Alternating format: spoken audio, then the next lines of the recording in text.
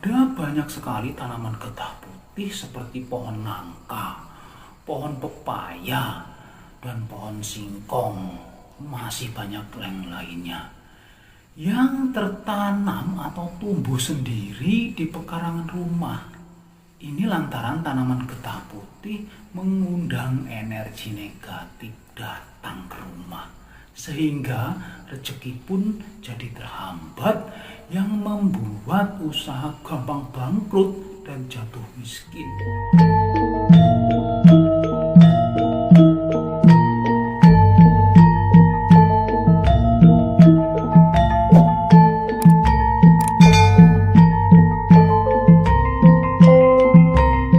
Assalamualaikum warahmatullahi wabarakatuh. Salam sejahtera bagi kita semuanya. Salam Om Swastiastu, Namo Buddhaya.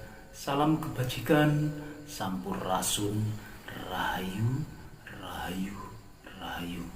Sahabat E2 TV yang dirahmati Allah Subhanahu wa taala, segala puji hanyalah milik Allah Rabbi yang memberikan ribuan nikmat kepada kita, yaitu nikmat yang terpenting adalah sehat walafiat, sehingga kita bisa ketemu lagi di channel ini yang insya Allah diberkahi Allah Subhanahu wa taala. Pada kesempatan kali ini saya akan berbagi tentang 5 jenis tanaman pembawa sial berdasarkan Islam dan primbon Jawa.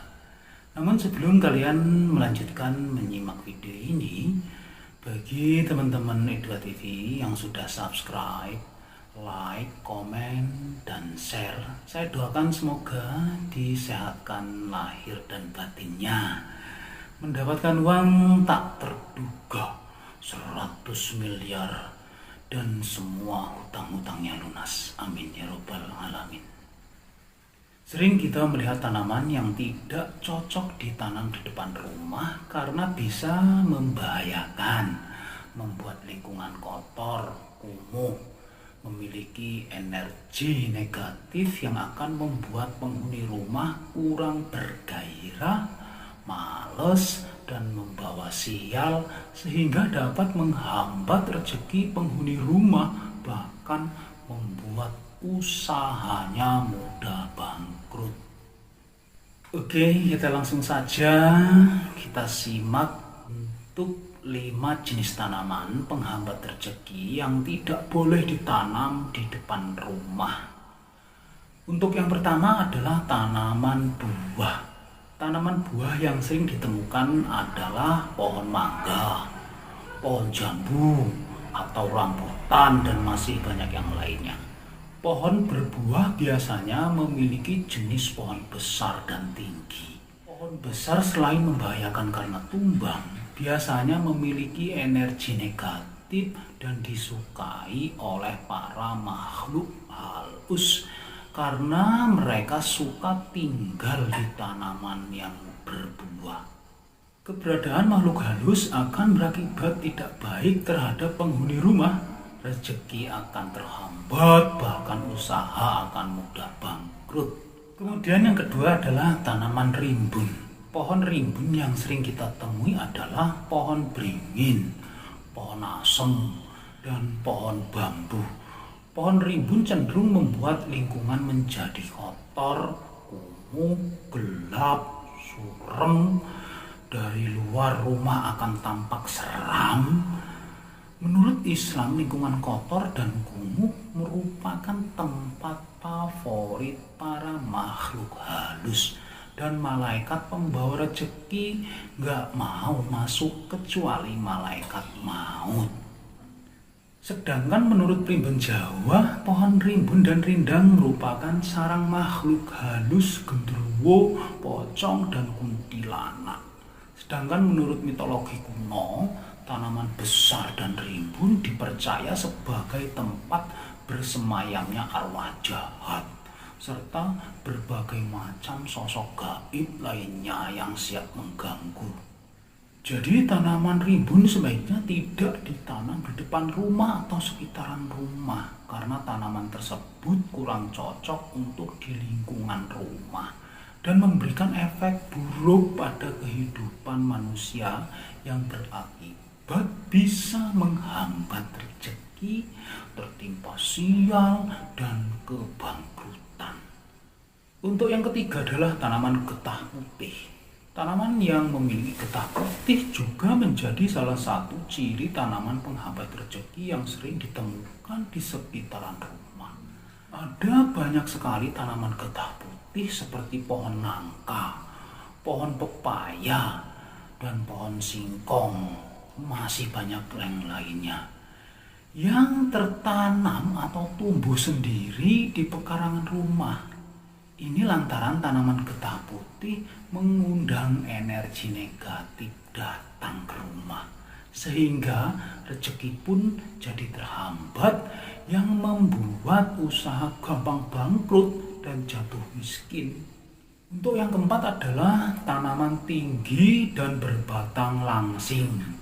Tanaman penghambat rezeki yang kerap ditemukan di pekarangan rumah adalah tanaman tinggi tetapi berukuran kecil atau langsing.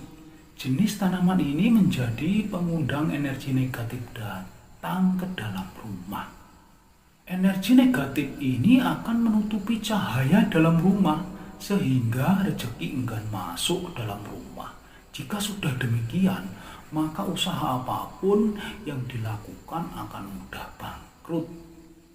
Tanaman tinggi dan langsing yang sering ditemukan di sekitaran rumah seperti pohon kelapa yang paling banyak, pohon pinang, pohon pepaya juga banyak, pohon palem besar, dan lain sebagainya.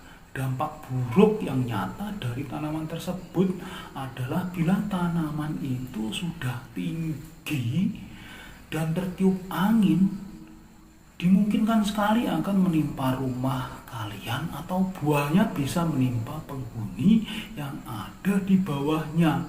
Yang lebih fatalnya lagi menimpa orang lain.